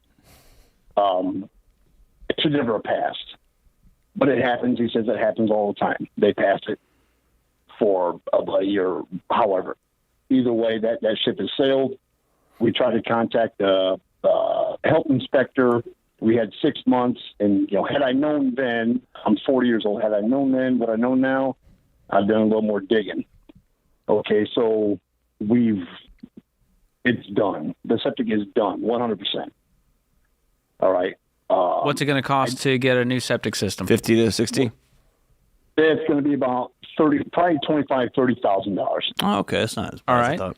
Okay, but that's a deep cut. That's taking 6 feet of earth, the entire length of my field system, out with X amount of dump trucks, and bringing that same amount back with gravel, sand, blah blah blah. That's right. And you got to collapse the other system at the front. Yeah, so there's an option of putting it in my front yard, which is my baby. I mean, I worked hard to fix my grass. That's my baby. I love my grass. Joshua, come on. All right. A man in his grass. So what's your question? My baby. Yeah, so what's up? So my question is... Don't take out a loan to do this, if that's what you're going to ask. That's my question. Okay, I'm telling you, should I refinance my home, which makes no sense. I'm locked in at 4. We bought it years ago. Well, it makes no sense for a whole lot of reasons. The interest rate is just one of the smaller ones for me. They're stupid right now. So Democrats, I mean, I get it. But I can, like a HELOC, if I did a HELOC, because I don't have that cash on hand. We've been throwing so much money at the house. How much money do you have right now? Cash? Yeah, I mean... Liquid cash to your name.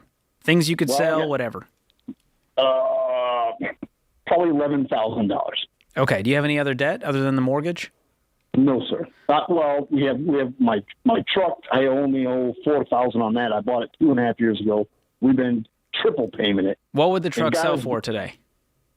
Oh, probably $25,000. Ta-da! Now you can go to the bathroom in peace. I know you're not. Let me guess. Let me guess. You need the truck. You're not going to sell that truck. I know, Josh. I love my truck. Like we worked so. I've been blessed. I know, but you love your grass and your truck, and pretty soon you're going to love not going to the bathroom indoors. I know, man. You love your family more than you love the truck. I've got a promotion at work. I'm making excellent money. How much do you make? What's your salary? Well, for this, you probably make. I make $115,000 a year. Josh, hey, if you ever hang your head on $115,000, George and I are coming. Sir, I am blessed. The Lord has blessed me. That's amazing. Joshua, can the septic system wait 2 months? That's my question too. Okay, I can't tell you that. You're a financial math guy. Okay, I'm good at math, but okay, let's say if my brother-in-law can pump my septic, I basically have an 1,100 gallon tank in my backyard. That's it, with no function. So 2 months, it's full. So if I did 2 months at $260 a pump, that's $130 a month. If I just rode that out for a couple of years and just started stacking cash away, wouldn't that be a couple years? Dude, I'm talking about having this thing paid for in cash within a few months, which means you're living off of nothing. We're selling everything that's not tied down, and we're getting done with this. But that's my question. Does it make more sense to just pinch it, baby, pinch it? No. Here's what That's I would a do. funny thing that you said, referring to your septic system, number one. You get by with what you can do until you have the cash to pay for it in full. That's it. I would pump it for 2 months, a maximum of 3. And I would take that $11,000 and we would stop paying 50x on my truck, stop paying extra on the mortgage, stop going out to eat for 3 months, and I would scrounge together another $10,000, which you can do on your salary. Okay. You have no debt. Okay. Now let me throw a hiccup in this amazing ball we're putting together here. Okay. I work in the RV business. Okay. Okay. It's a very bad time to be in manufacturing because of the Democrats, okay? It's very, very Listen, bad. Joshua, how long are we going to blame the Democrats for our freaking septic system? Oh, well, I am always going to. I am conservative. Bro, listen to me. I'm not blaming. Listen to me. You sell the truck for $25,000. You owe $4,000 on it, correct? That's $21,000. You get a beater truck, and with the rest, you add to your $11,000. You have a new septic system next week. And then you save up for the next 3 to 5 months and buy yourself another truck. Ta-da! You can poo in peace. The Democrats have nothing to do with this. Yes, they do. Yeah. Oh, okay. Bro. Okay. Bro. But look in the mirror, Joshua. Who didn't look into the septic system issue? Listen, I have a potential 2-month shutdown coming. That's actually fair. That's fair. I'll give you that. I'll give you that. There's no order. So then what do I do? If I spend my $11,000 to my name, I might not be able to buy food. Okay, but brother, listen. If that 2 months turns into 5 and you've put your house on the block for a septic tank, they're going to take everything. True. Okay. Don't do that. Very, very good. I got you. Okay? I read you. Now, I think you are right to be worried. I am worried because I don't know where my next... It's great. But no, hold on. Listen. could fall out at any second. What I know, but what you're doing is very common. I've done it too. When I get anxious about one thing, I put all my energy and start making wild decisions about other things. Okay. The thing I can't control in my life that scares me, I just start running and trying to find other things I can control. And I can sign up for this, I can get this, I can double down on this, I can move this debt over to here to this thing, and I create a chaotic mess. And interestingly, I make my anxiety infinitely worse. If I'm you and I'm staring at a 60-day, I'm making no dollars. My life is shutting down financially. Potentially 250 days. I mean, it could be. Sure. So here's what I'm doing. I'm getting a job tomorrow. And you work too hard. I'm a hard worker, but yeah. I know you are. What I'm saying? I mean, the RV industry. The industry is completely done right now. Okay, then get out of that industry. Forte. If Dave came in here and said, hey, we're not getting any more radio ads, y'all are going to get paid for the next 2 to 6 months, I wouldn't work here, man. I'd be at the Apple store schlepping phones. Go work for, around here it's $17 an hour somewhere. You know what I mean? Like, you know what it is? You know what? That's $17 an hour more than you're going to make. Yeah, I know. Listen, here's the deal. Here's what I know for certain. The data tells me that job loss, the body experiences job loss the same as losing a loved one. And I want you to reckon with the fear and being scared. And then I want you to remember this phrase, facts are your friends. I will not put my house on the block for what might be a 6-month issue. I won't put my family in that kind of disorder. I'll go work a job that is way beneath what I think I'm worth because I'm that kind of guy. Well, I tell my kids that. I know. Let them. Hey, don't tell them anything. Let them watch you. I shield them from all the scariness of my industry, right? Don't shield them. Sit them down and say things are really scary. So Dad's gonna have to do some different stuff. Don't shield them. Don't lie to them. Show them. Things got really scary, and here's what I'm gonna do next. That's a gift. We'll be right back.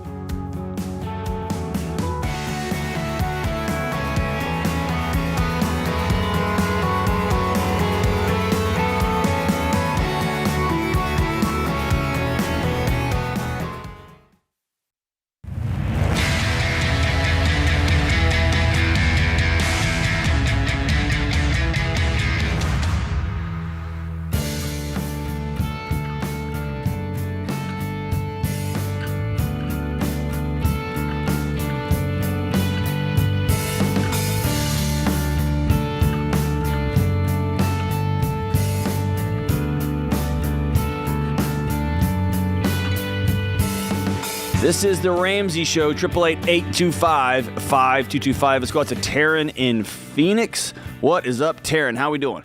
Hi, how are you guys? So good. How are you? I'm doing good. Excellent. What's up?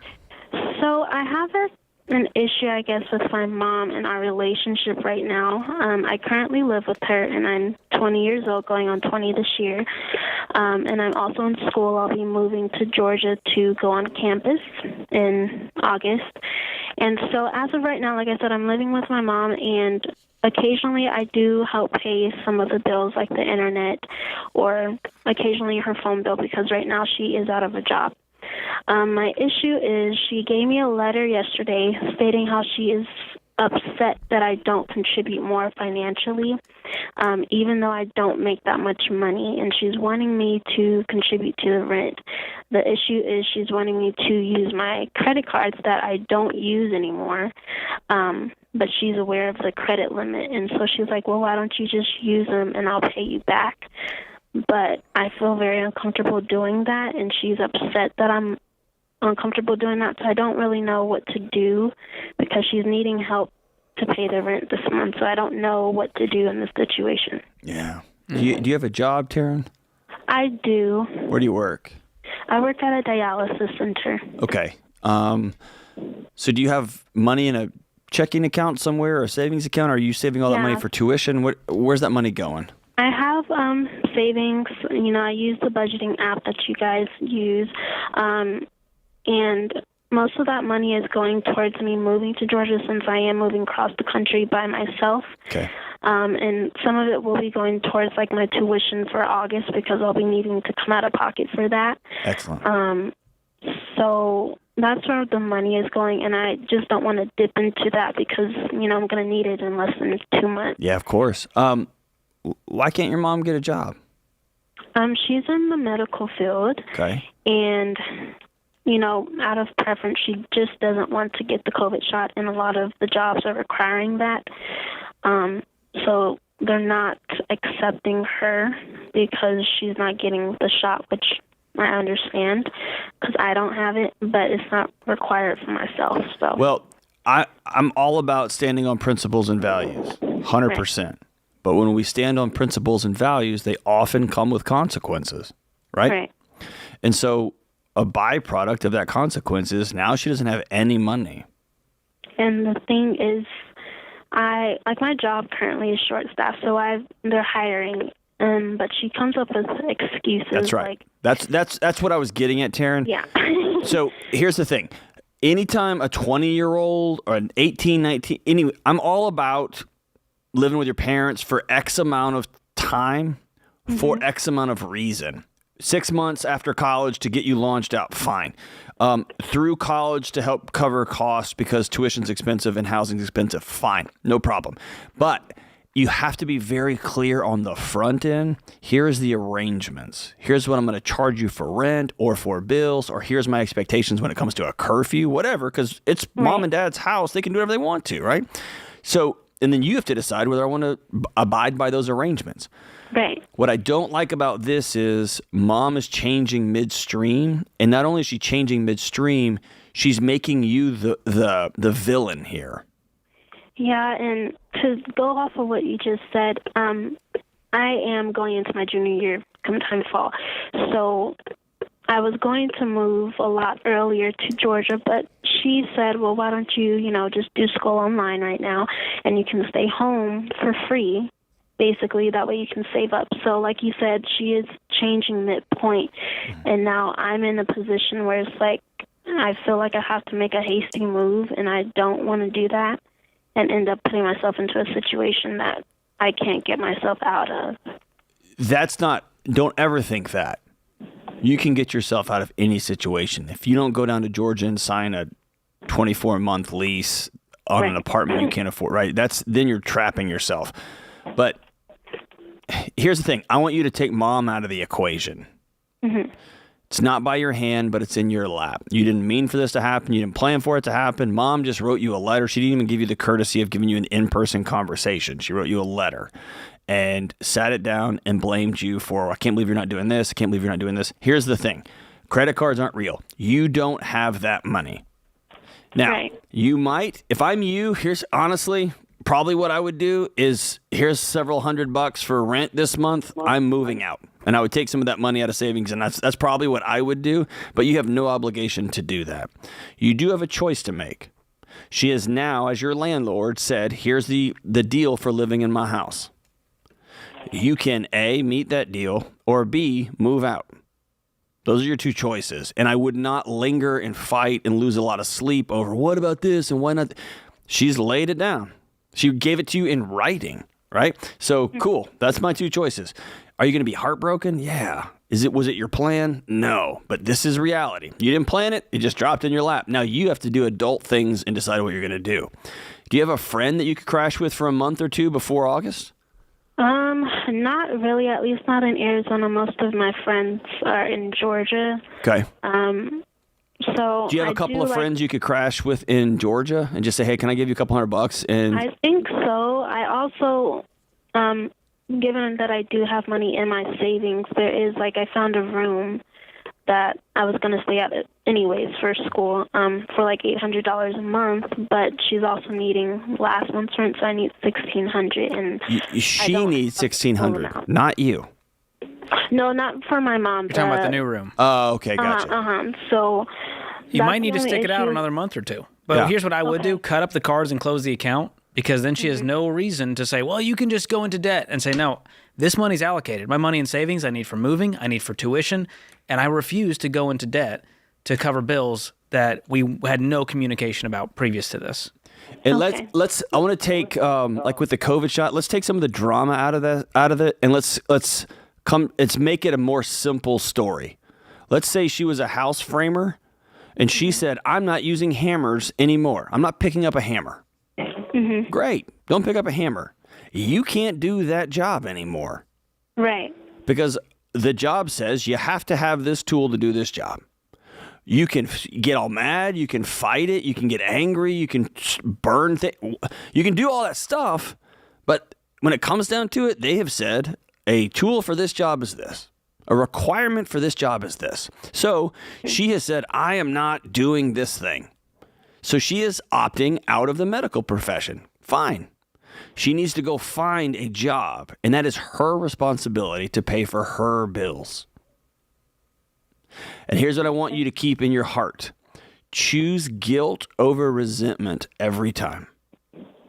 Because if you just start writing checks and running up credit cards and you're having to pay them off while also being a student, while also trying to work, while also trying to get internships and do all that stuff in your last 2 years of college, you're no longer going to feel guilty about what's going on. You're going to start to resent your mom, and I don't want that for either of you. Yeah, me neither. So draw your boundaries and say, here's what I can do, here's what I will do, here's what I'm going to do. And then you're going to feel guilty no matter what you do. Choose guilt over resentment every time. And I didn't make that up. That's from Brené Brown or somebody. Regardless, it's a great truth to live by. Okay? Okay. And listen, the next few weeks, the next few months, they're going to be hard. Relationally, they're going to be hard. Moving-wise, just understand this is going to be difficult. There's not an easy path forward here, so I'm going to do the right thing for me in this season. Okay. Okay? I'm sorry that's happening to you. That breaks my heart for you. And tough. Yeah, and parents, listen, if you want to help out your kids, awesome. I'm all for it. You are not helping out your kids, your adult kids, by entering into new relationships with them, landlord-tenant relationships, and not clearly laying out the rules. They are not 9 and 10 anymore. They're adults. They're college kids. So you got to lay out, here's my expectations. Here's the rules for this new living arrangement. Are you in? You got to do it up front, and you're the adult, you're the landlord, so you go first. This is The Ramsey Show. We'll be right back.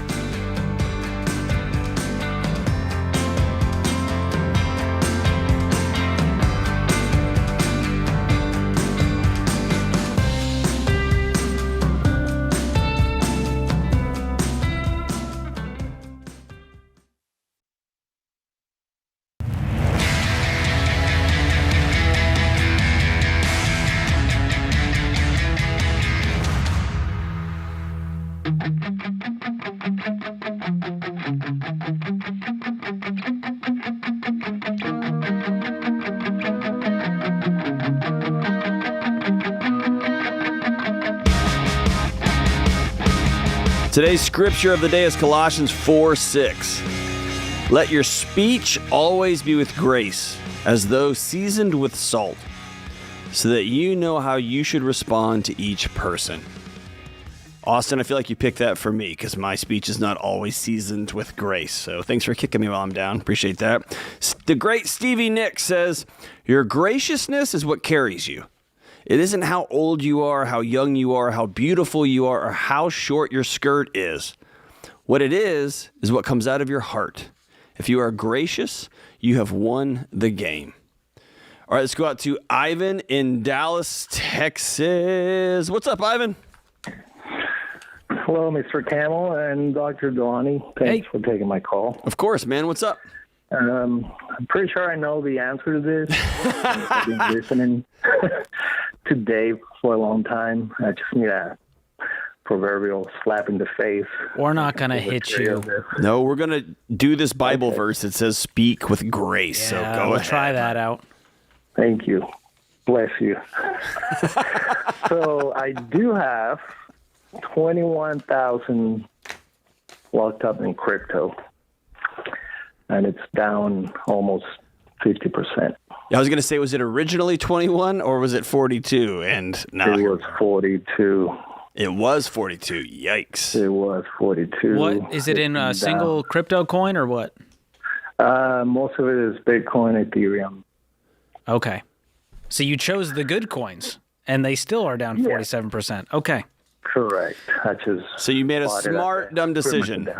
Good job, Ivan. Correct. Okay. Yep. So what's your question? And so my question is, I feel like I should cash all that, pay off the $10,000 that I have left on the car loan, and put the rest, I guess, in an emergency fund, invest it. How much money do you have liquid? Liquid, probably like 4,000. Okay, so if you sold all your crypto for 21 today, you'd pay off the car loan. You'd have 11 left added to your 4. That gives you a $15,000 emergency fund and no debt, correct? Correct. Plus $500 a month that I didn't have before. Because of the car loan payment? Correct. Man, that sounds like freedom to me. So the part we have to grieve is the stupid tax where we went, oh my gosh, I can't believe I lost 20 grand on crypto. I know. Right? And that's the hard part, truthfully. Like, I feel that. And the possibility it goes back up and you're going to be debt-free, owe nobody anything, and it's going to go back to its original value as part of a roller coaster, and you're going to go, I should have. Right? Mm-hmm. Yeah. And all your buddies who are going to go, dude, you should have hung on, man. Bitcoin's up 100%. Right? And you're going to have to go, I know. But I'm also debt-free, and I have an emergency fund, and I'm investing in different ways now, and I'm fine with that. Can I ask you a personal question, Ivan? Yes. I feel like I can hear it in your soul coming through your exhausted Dallas voice. You're tired of riding this particular ride. Is that fair? I am. I've been. One day I wake up and I say, I'm going to rip this Band-Aid off today, and the next thing I'm saying is, I'll wait till December and I'll see where it's at. Has it consumed your life in some way where you're constantly looking at the phone, watching it go up and down 24/7? Not really. It's not no, because I have a good income and, I cash flow everything. I pay everything for cash. Have you been investing in other ways? Yes, I have my 401k. I have an independent Roth IRA, and following all the advice. This was just. What's your income? What do you make? Before or after child support? After. Gross is about $102,000 a year. Okay. If I'm in your shoes, for the next year or two, I'm going to stick to my 401k and my IRAs, and I'm going to just live with some peace in my life and start to save up for some goals I have and use cash. And once you're there, if you still want to get into crypto a year or two from now with some fun money outside of your 15% for retirement, go for it. Right. But still get rid of the crypto right now. I would be selling it, man. I'd be debt-free tomorrow with an emergency fund because right now you are not safe. You have one emergency and you're back to going further into debt. Yeah. With an extra $500 coming in every month if you get rid of this car loan. Yeah, you get a $6,000 a year raise.